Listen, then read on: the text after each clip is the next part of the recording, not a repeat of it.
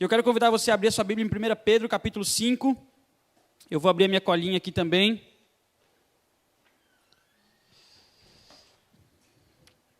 Pronto, 1 Pedro, capítulo 5. Tem uma aguinha aí, Brunão?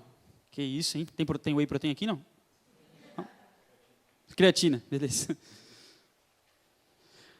1 Pedro, capítulo 5. A gente vai ler do versículo 6 até o versículo 11. Vamos ler, eu vou explicar o contexto para vocês, e aí em seguida a gente vai tirar algumas lições que vão nos ajudar nessa nossa caminhada, tá bom? Todo mundo achou aí, amém? Então tá bom. Versão Bíblia Sagrada. Eu estou lendo na NVI, tá? Ah, que agora é assim, né? Tem que falar a versão também, porque o cara muda no aplicativo, né? É chique, cara. Mas se você está lendo numa versão diferente, guarde aí, porque às vezes pode ter uma palavra ou outra que seja interessante aí e ajude a nossa compreensão e reflexão em cima do texto. Bom, versículo 6. Portanto, humilhem-se debaixo da poderosa mão de Deus, para que Ele os exalte no tempo devido. Lancem sobre Ele toda a sua ansiedade, porque Ele tem cuidado de vós. Versículo 8. Estejam alertas e vigiem. O diabo, o inimigo de vocês, anda ao redor como um leão, rugindo e procurando a quem possa devorar. Versículo 9. Resistam-lhe, permanecendo firmes na fé, sabendo que os irmãos que vocês têm em todo o mundo estão passando pelos mesmos sofrimentos. Versículo 10. O Deus de toda a graça, que os chamou para a sua glória eterna em Cristo Jesus, depois de terem sofrido durante um pouco de tempo, os restaurará, os confirmará, lhes dará forças e os porá sobre firmes alicerces. A Ele seja o poder para todos sempre. Amém. Amém?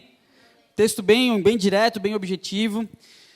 E eu quero compartilhar contigo a importância de a gente compreender, de entender essa dependência de Deus que Pedro fala aqui nessa sua carta, em meio a um caos. E que caos é esse, Taveira? Que loucura é essa? Que doideira é essa que você está falando?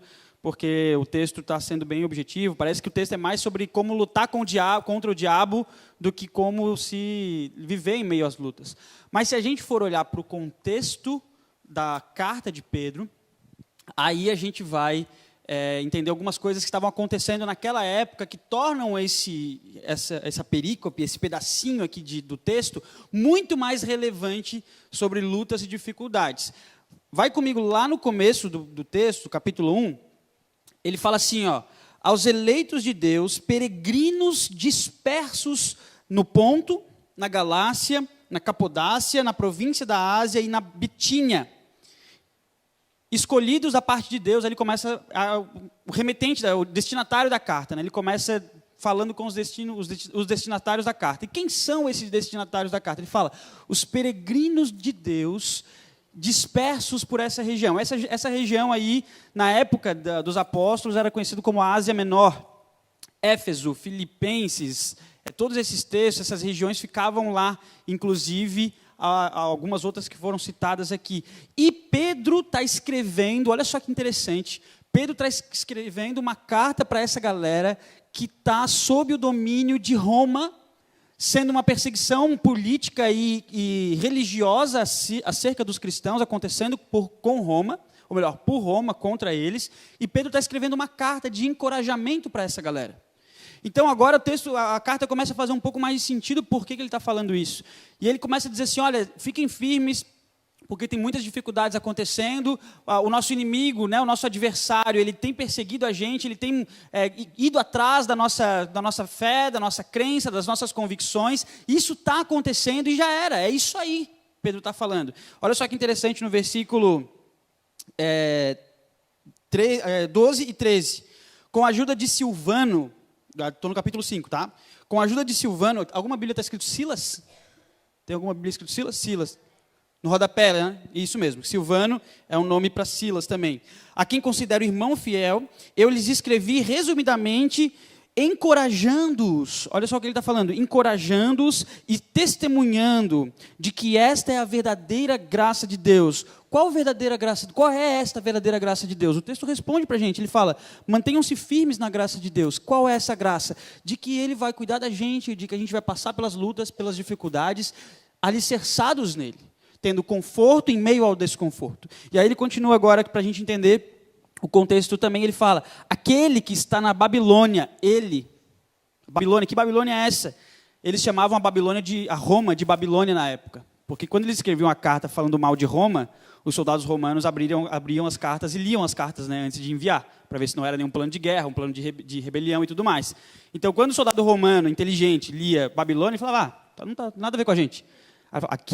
Aquele quem? Eu, que estou aqui na Babilônia, estou escrevendo isso para vocês. Eu que estou em Roma. Se vocês estão sofrendo na Ásia Menor, eu que estou em Roma estou sofrendo também. E é isso que ele está querendo dizer para a galera. Ele manda saudações para vocês e também Marcos, meu filho, saúdem uns aos outros com beijo santo, ou com algumas bíblias com ósculo santo, deve estar aí também. Paz a todos vocês que estão em Cristo Jesus. Então é esse o contexto que a gente entende, que a gente começa a perceber que o povo de Deus vivia um desconforto ali, de ser e de participar de uma perseguição religiosa. De uma perseguição a respeito da fé deles, de eles estarem espalhados pelo mundo da época, né, espalhados pelo mundo da época e sendo encorajados por meio de cartas, por meio de palavras dos apóstolos, por meio de visitas pastorais, que era o que Paulo fazia, o que Silas fazia, o que Barnabé fazia. Eles estavam encorajando o povo de Deus e o que acontece até hoje na nossa vida cristã. Aí agora tem mais um detalhe que deixa o texto muito mais rico e muito mais saboroso de degustar, é saber que Pedro está escrevendo para crentes que não são judeus. Como assim, Taveira? O que é isso? Eu até pensei em argumentar todos os detalhes para vocês, mas isso ia fazer com que vocês não lessem a Bíblia e não estudassem. Mas, então eu vou resumir de forma bem objetiva e depois você fica curioso. Pedro era o discípulo de Jesus mais judeu, mais fiel aos princípios judaicos, à lei de Deus, que existia. Ele era o cara que discutia com Paulo, que era o cara que queria pregar para os não crentes a respeito de, poxa, prega, não prega? Não, primeiro nosso aqui, vamos cuidar de quem é nosso. Pedro era desse cara. E de repente agora Pedro está escrevendo uma carta para quem não é judeu. Olha o desconforto dele aí. De ter que lidar com pessoas que teoricamente ele não era acostumado a lidar, pessoas que ele nem gostava, ele está agora pregando e cuidando e se importando com pessoas.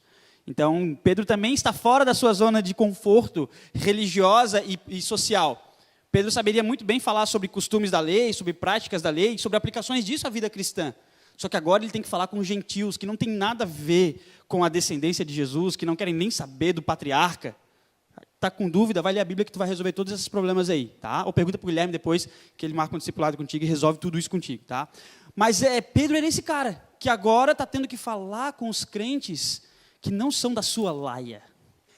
São os crentes que foram alcançados pela graça de Jesus. E olha como, cara, o texto é muito rico. Olha como, de novo, eu nem comecei a pregar ainda, só estou levantando os detalhes para a gente aqui, para a gente ficar mais entusiasmado ainda. Olha só no versículo 1 do capítulo 1, de novo, como é que ele chama esses crentes que não são judeus, beleza? Ele chama assim, aos eleitos de Deus, peregrinos dispersos, versículo 2, escolhidos de acordo com o pré-conhecimento de Deus Pai, pela obra santificadora do Espírito, para a obediência a Jesus Cristo e a aspersão do seu sangue. Pedro aqui usa um linguajar judaico. Ele fala assim, vocês eleitos de Deus. No Velho Testamento, quem era o povo eleito de Deus? Os descendentes de Abraão. O povo de Deus era o descendente de Abraão. O gentio, que era aquele que não era de Deus, que não era do povo de Deus, ele não era eleito de Deus. E aqui, um cara que é judeu, que é do povo de Deus, está chamando os gentios, que não são escolhidos, teoricamente, não são descendência do povo de Deus, de eleitos, de escolhidos por Deus. Olha só como Pedro, de fato, está vivendo um desconforto na sua pregação, na forma de pregar para o povo, na forma de ensinar o povo, ele está vivendo uma zona de turbulência. Como é que eu vou chamar esses caras? É difícil chamar esses caras de eleitos, mas eles são. Eles são pela graça de Cristo, eles são pelo amor de Jesus, eles são eleitos também. E aí ele usa essa expressão. Então olha que interessante a postura e a guerra interna de Pedro né, o desconforto de Pedro, e também olha a questão do povo, o desconforto que o povo vivia nesse contexto, também de viver uma perseguição religiosa e tudo mais. Estão aí comigo? Está tudo certo? Deu uma clareada na carta, então? Agora, quando você lê a carta de Pedro, você vai ler com essa concepção, com essa percepção aí também a respeito desses detalhes aí. Bom, agora quais são as lições que a gente vai tirar desses versículos que eu decidi escolher? São algumas visões, algumas lições a respeito da conduta de quem está vivendo uma vida de discípulo de Jesus, uma vida de alguém que saiu da sua zona de conforto, ou alguém que está precisando de um conforto do Senhor em meio às suas lutas e dificuldades, alguém que chega no final de semana aí desesperado para sentar no sofá, na cama, ligar o Netflix e falar, preciso descansar. Isso, alguém que eu hoje, por exemplo, enviei minha filha para não sei quem, para minha família, e foram para não sei aonde, e eu sentei no sofá e falei, cara, tinha os negócios fazendo no computador, eu falei, não, vou descansar. Porque a gente precisa encontrar um conforto na nossa vida, nas nossas relações, nas nossas dificuldades, no nosso dia a dia, e só Deus pode promover isso para a gente, e esse texto vai nos ajudar. Primeira coisa que a gente lê no texto é a maneira como a gente deve se portar diante das dificuldades e das inquietações e das agonias que a gente vive na nossa vida. Ele fala assim, olha, humilhem-se diante de Deus.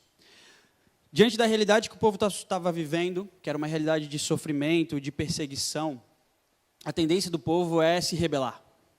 É fazer protesto, isso é injusto, isso é não sei o quê. E o que Pedro fala para o povo que estava vivendo essa perseguição lá na Ásia Menor, hoje é a Turquia lá. Ele fala assim, olha, humilhem-se diante da poderosa mão de Deus. Humilhem-se. Não adianta levantar arma contra os romanos, não adianta vocês lutarem essas batalhas que não vão... Humilhem-se. Humilhem-se diante da poderosa mão de Deus. O que acontece com os discípulos e com Jesus, e o tratamento de Jesus com os discípulos é basicamente esse. Se você for ler a Bíblia também, você vai ver que Jesus chama os discípulos para caminhar com ele, e os discípulos, num ato de fervor político, vamos dizer assim, eles resolvem achar que Jesus é o cara que vai derrotar Roma.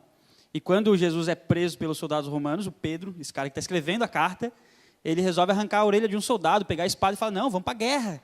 E Jesus fala, mas não, relaxa aí, se submeta à minha vontade, se submeta à minha decisão.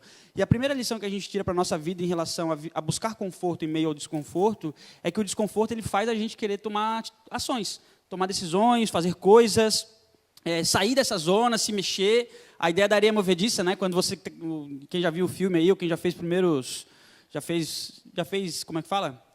Formação aí em filmes de deserto, essas coisas assim, vê lá que os caras, quando caem na areia movediça, quanto mais se debate, mais afunda.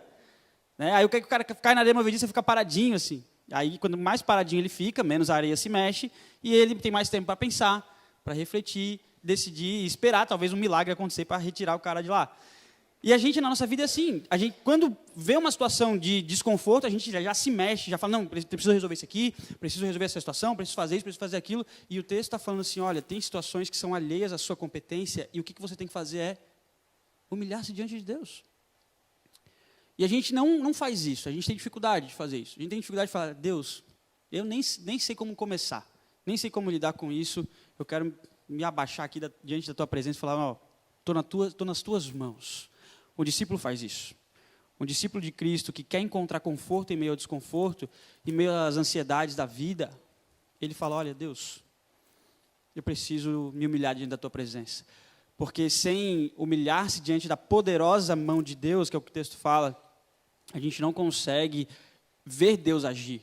A gente não consegue experimentar o cuidado e a provisão de Deus sobre a nossa vida. E a segunda coisa é justamente isso que ele fala, olha, lancem a ansiedade de vocês, versículo 7, lancem sobre ele toda a sua ansiedade, porque ele tem cuidado de vós. Aqui é um desafio que ele fala para o povo, para olhar e tentar enxergar aquilo que é invisível. Porque a gente sempre fala sobre isso, né, em épocas no Setembro Amarelo, em outros momentos assim, que é muito difícil tratar a ansiedade. E ele fala assim, olha, essa ansiedade que vocês estão tendo por causa desse desconforto, quando vocês se humilham, vocês aprendem a lançar essa ansiedade diante da poderosa mão de Deus. Lançar a ansiedade aqui, que ele está falando, não é a doença ansiedade. A doença, né, a patologia ansiedade aí que afeta nossos hormônios, afeta nossas sinapses e afeta o nosso corpo de forma geral. Aqui é a capacidade ou a necessidade de querer resolver aquilo que a gente não consegue. Lembra, traz para o contexto do texto que vai ficar claro. O povo está sendo oprimido. Qual é a ânsia que a gente tem quando está sendo oprimido? É deixar de ser oprimido. E ele fala, lancem diante de Deus essa ansiedade, porque Ele tem cuidado de vós.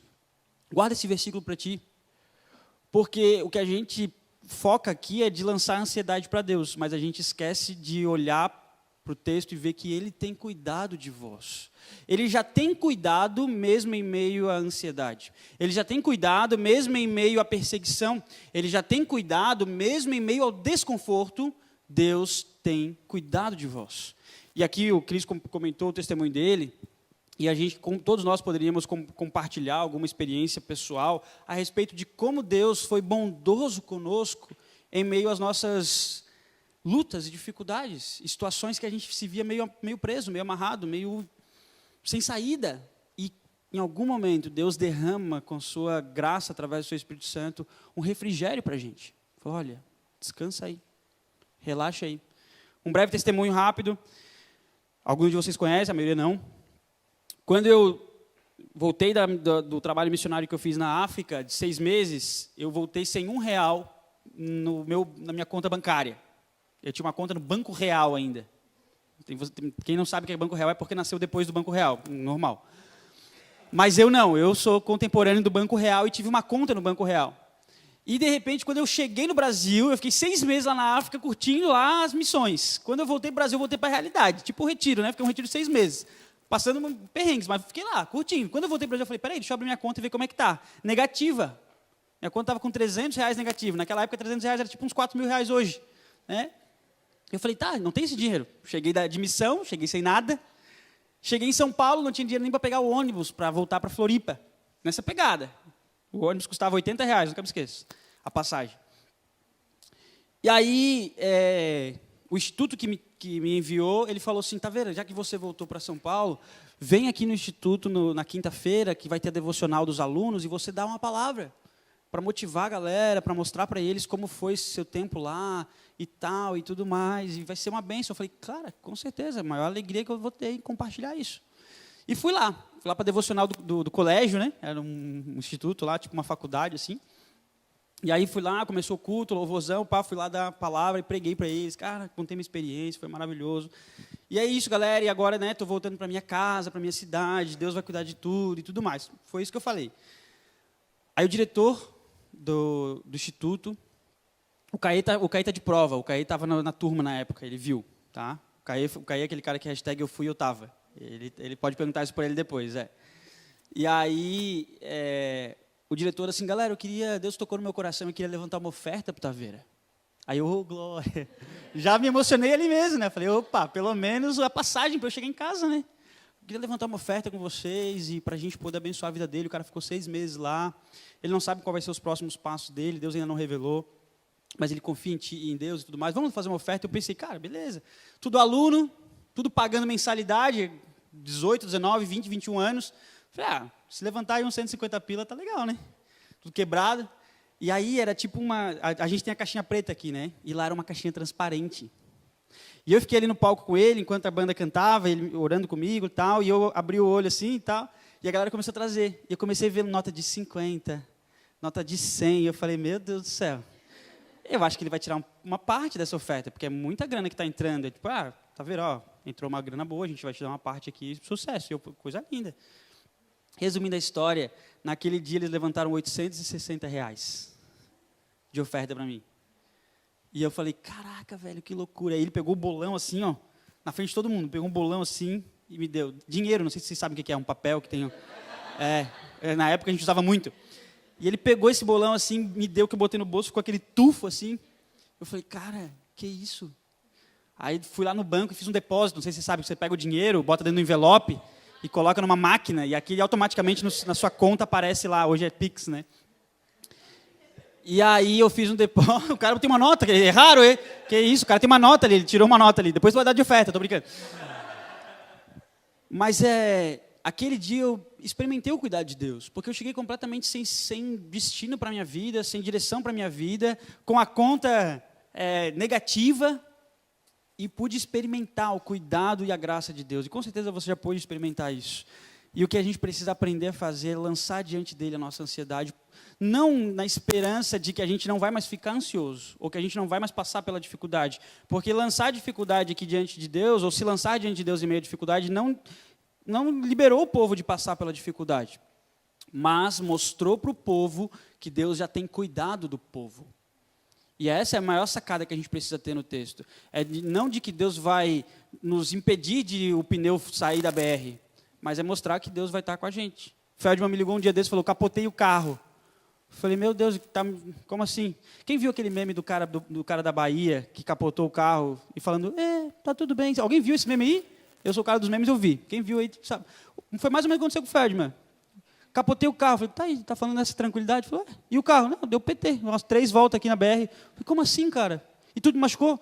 Eu estava de Havaiana, machuquei o dedo mindinho, na embreagem. Né? Quem lembra? Falei, cara, Deus me dá essa capacidade. Me dá. É encontrar conforto em meio ao desconforto. É saber colocar diante. Tipo, já capotei o carro, já foi, não tem o que fazer. E aí agora eu preciso colocar diante de Deus isso e saber que Ele cuida, e saber que Ele direciona, e o Feldman está aí capotando outros carros na vida.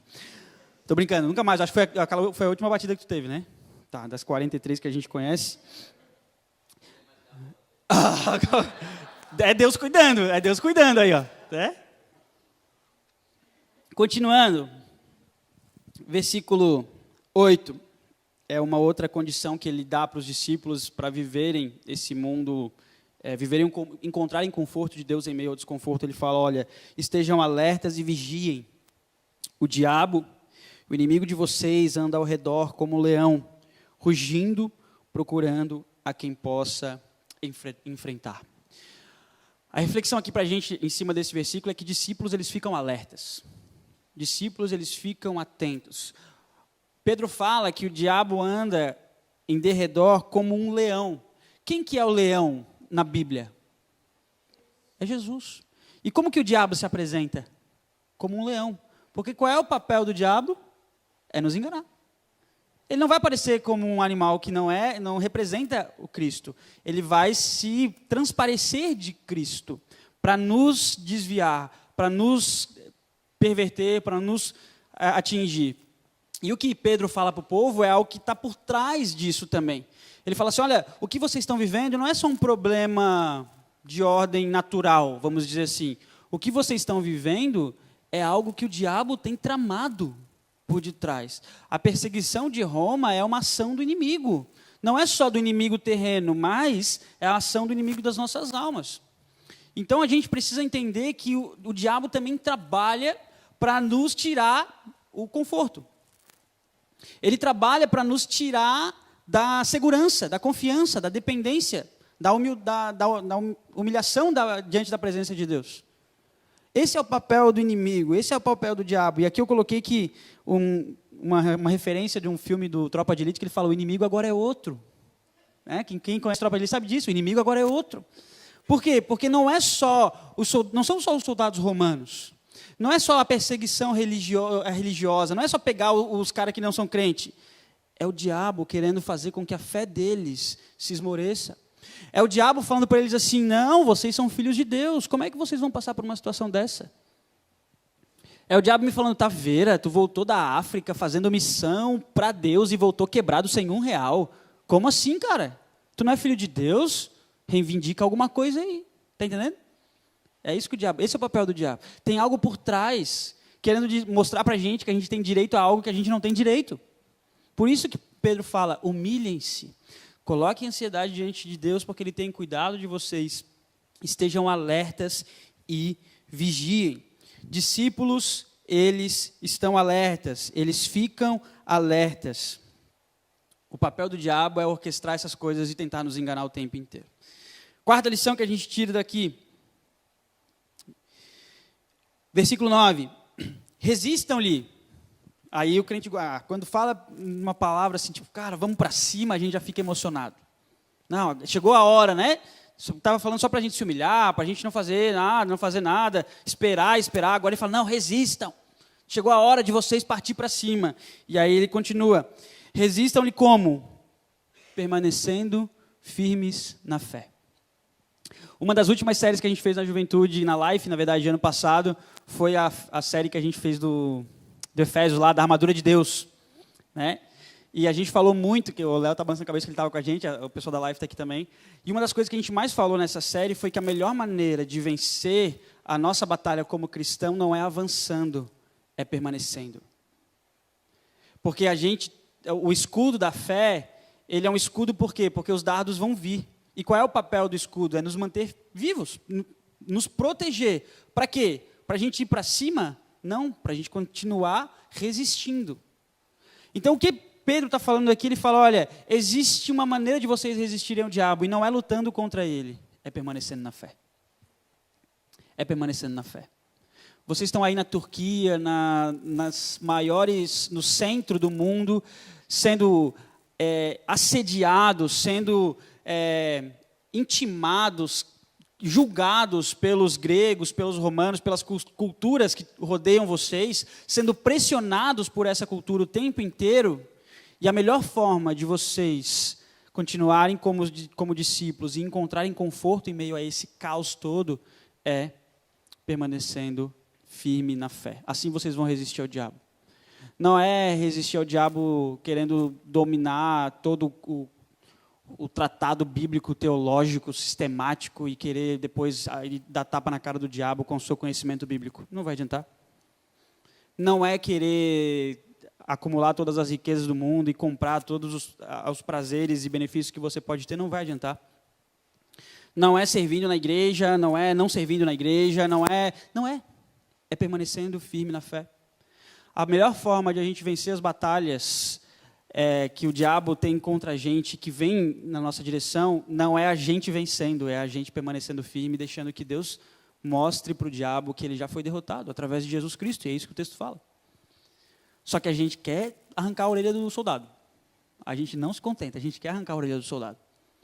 E o cara que... Por isso que eu gosto de falar isso, por quê? Porque o cara que arrancou a orelha do soldado é o cara que está falando agora para o povo, não façam isso porque não adianta. Eu sou testemunha. Eu arranquei a orelha do soldado e passei vergonha, porque Jesus pegou, colou a orelha do cara na minha frente e eu fiquei como o mal falado. Então não adianta vocês lutarem contra o diabo. O que vocês precisam fazer é resistir. E a melhor forma de resistir ao diabo é se aproximar de Deus. É manter uma cultura de discipulado, é manter uma cultura de relacionamento íntimo com Deus. Eu vi que muitos de vocês aí estão na pegada de ler a Bíblia aí na correria e completar, e os caras estão falando, e hoje um doido me mandou mensagem, eu li uns textos aqui muito louco, não sei o quê, e eu respondi lá e tudo mais. Isso tem que continuar, isso tem que permanecer. A gente tem que desenvolver isso, desenvolver cada vez mais essa relação com Deus, essa paixão por Deus, porque a melhor forma de a gente conhecer ou identificar o que é falso ao nosso redor, saber que esse leão que está rugindo aqui não é o Cristo, é conhecendo o leão verdadeiro. É conhecendo o leão real. Por isso que Pedro fala, olha, permaneçam na fé. Como que eu vou permanecer na fé, Taveira? O que me ajuda a permanecer na fé? O texto responde, ele fala, olha, sabendo que os irmãos que vocês têm em todo o mundo também estão passando pelos mesmos sofrimentos. Uma das melhores formas de entender as nossas dores é sabendo que a gente não sofre elas e que a gente não vive elas sozinho. Uma das melhores formas. Às vezes a gente olha para a nossa vida e fala, está tudo errado, parece que não anda, né? As coisas não acontecem, o tempo está passando e nada acontece. E aí Pedro pega e fala assim, tem um monte de gente passando por muitas dificuldades. E a gente pode ver isso nas notícias o tempo inteiro. Às vezes a gente se questiona por que Deus não deu a nossa resposta tão chula que a gente quer a respeito de um sonho nosso, de um desejo nosso, enquanto tem pessoas morrendo do outro lado do mundo por causa de perseguição, por causa de posicionamento, por causa das dificuldades, das lutas, e a gente está aqui no nosso egoísmo falando que Deus não me responde porque e acabou, não tem. A gente precisa entender um pouco isso. Existem pessoas que lutam as mesmas lutas que a gente. E isso nos ajuda a permanecer na fé. Fala, opa, não é tu pensar assim, pô, que bom que tem mais gente passando pelas dificuldades. Igual, porque aí tu também é masoquista, né? Ah, que bom, todo mundo sofrendo. Não, mas tu olhar e falar, poxa, tem mais pessoas que conhecem a minha dor. Tem mais pessoas que lutam as lutas que eu luto. Isso é importante. E esse é o papel da igreja, brother.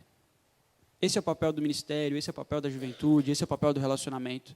É saber que tem pessoas do teu convívio que estão lutando lutas iguais às suas e piores que as suas. O que falta é tu ter essa consciência, muitas vezes.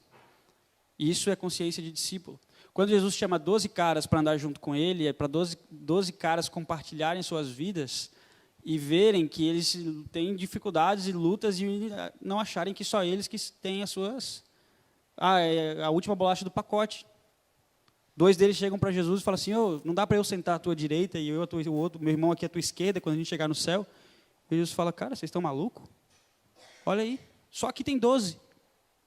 E outra, não é reservado a mim dizer isso.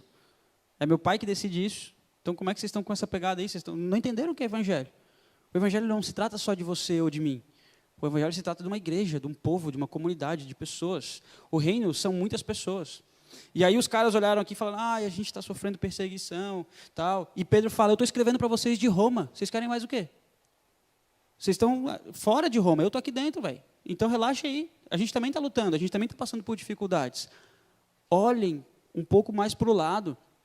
Isso vai fazer com que vocês estabilizem a vida de vocês e continuem crendo que Deus vai dar firmeza e vai ajudar vocês a resistir às tentações e às investidas do diabo contra a vida de vocês. Esse é o papel do discípulo. O discípulo é alguém que se preocupa com a sua relação com Deus e que se preocupa com a sua relação com o próximo. Para quê? Para que isso nos dê força para permanecer. Hoje eu li no Twitter um cara que escreveu assim, eu acho que eu estou precisando de um personal gospel. Eu achei até legal, vou até lançar essa carreira. Tipo um Brunão assim, só que da fé. O cara ligar para ti e falar, mano, bora, 30 minutos de oração, vamos. 5 capítulos da Bíblia, bora lá. 5 pessoas para a gente orar, vamos lá, rápido. O personal trainer da fé. Sabe, porque o cara falou, às vezes eu estou meio desanimado, eu preciso que alguém venha e me dá uma cutucada, assim, vamos estudar a Bíblia, vamos. A gente precisa disso também. E isso é o papel da igreja, é o papel do corpo, é o papel das relações. Eu vejo a galera fizeram até uma planilha lá para... Cara, é isso. É um incentivar o outro, um desafiar o outro. Bora, vamos ler, vamos caminhar, vamos crescer. É isso que vai nos aproximar de Deus, isso que vai fortalecer a nossa fé.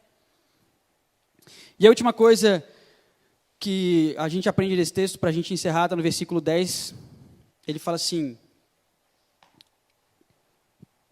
o Deus de toda graça, que os chamou para a sua glória eterna em Cristo Jesus, depois de terem sofrido durante um pouco de tempo, os restaurará, os confirmará, lhes dará forças e os porá sobre firmes alicerces.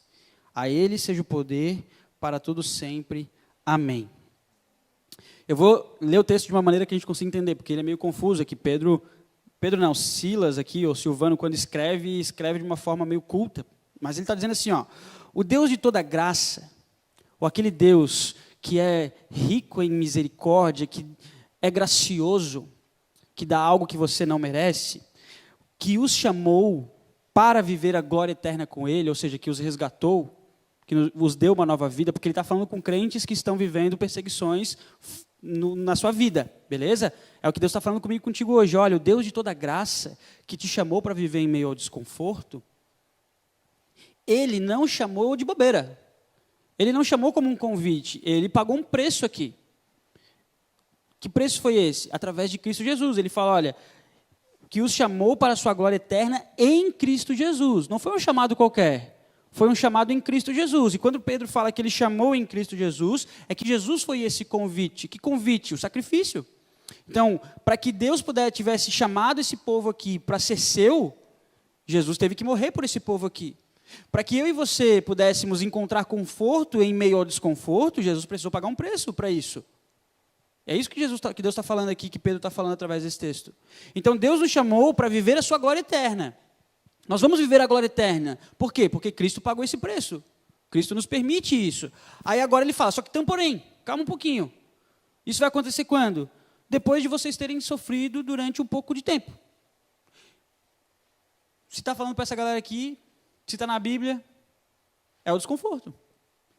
E aí ele fala, depois que vocês sofrerem um pouquinho de tempo, eu vou reler o versículo agora. Então, assim, ó, depois que vocês sofrerem um pouquinho, ou durante um pouco de tempo, o Deus de toda graça, que os chamou para a sua glória eterna em Cristo Jesus, os restaurará, os confirmará, lhes dará forças e os porá sobre firmes alicerces. Então é necessário, muitas vezes, como crentes, a gente passar pelo desconforto. É necessário passar por uma situação embaraçosa, não embaraçosa no sentido de pecado e de indecência, ou ferir, ou transgredir a lei de Deus, mas de dificuldade, de luta. É necessário passar por uma situação de humilhação, muitas vezes, da sociedade, da família. É necessário passar por uma dor ou outra, uma insegurança ou outra, uma incerteza ou outra. É necessário. Na África eu conheci um cara que o sofrimento dele foi ter metade do rosto queimado, porque ele era muçulmano e se converteu. E eu vi. Conversei com ele e falou, não, meu rosto é assim porque minha família, quando descobriu que eu era crente, eles me expulsaram de casa, mas antes tacaram fogo no meu rosto e me queimaram.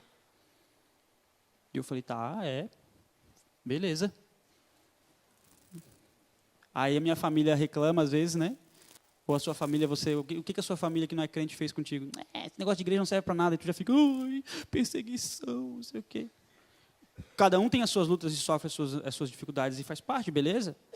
Mas a gente precisa entender também que Deus falou para a gente que essas coisas aconteceriam, cara. E depois desse sofrimento, que ele fala, durará um pouco de tempo, Deus os restaurará. E aqui Deus começa a agir na restauração. Deus os confirmará. Ele vai mostrar que o que vocês fizeram teve valor, alcançou a vida de alguém, serviu para a vida de alguém. Esse confirmará que ele fala para o povo aqui é que por causa da fidelidade que o povo teve, as igrejas nessa região permaneceram. Ainda que meio tropeçando, meio capengas, depois você vai ler isso lá em Apocalipse, algumas com muitos problemas, mas elas permaneceram. Em meio à perseguição, em meio às críticas, elas permaneceram.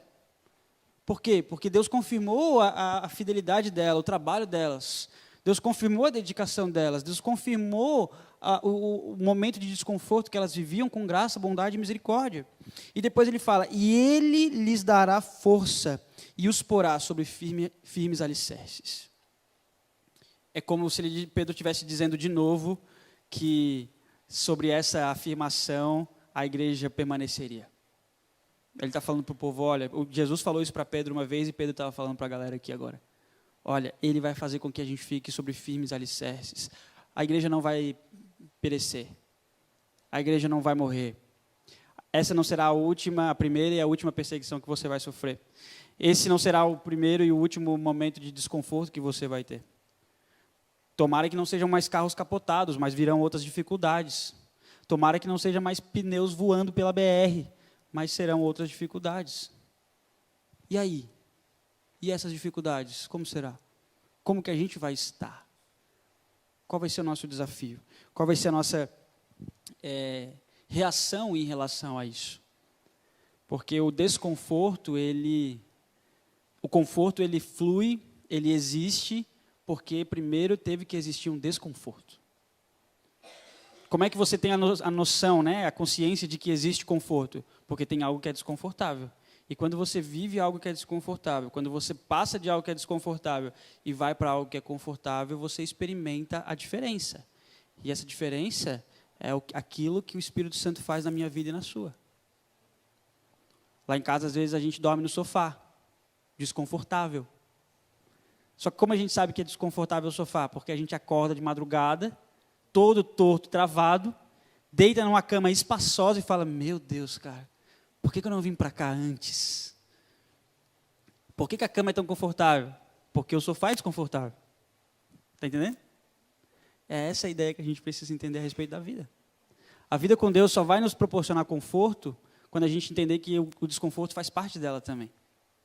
E para encerrar, eu quero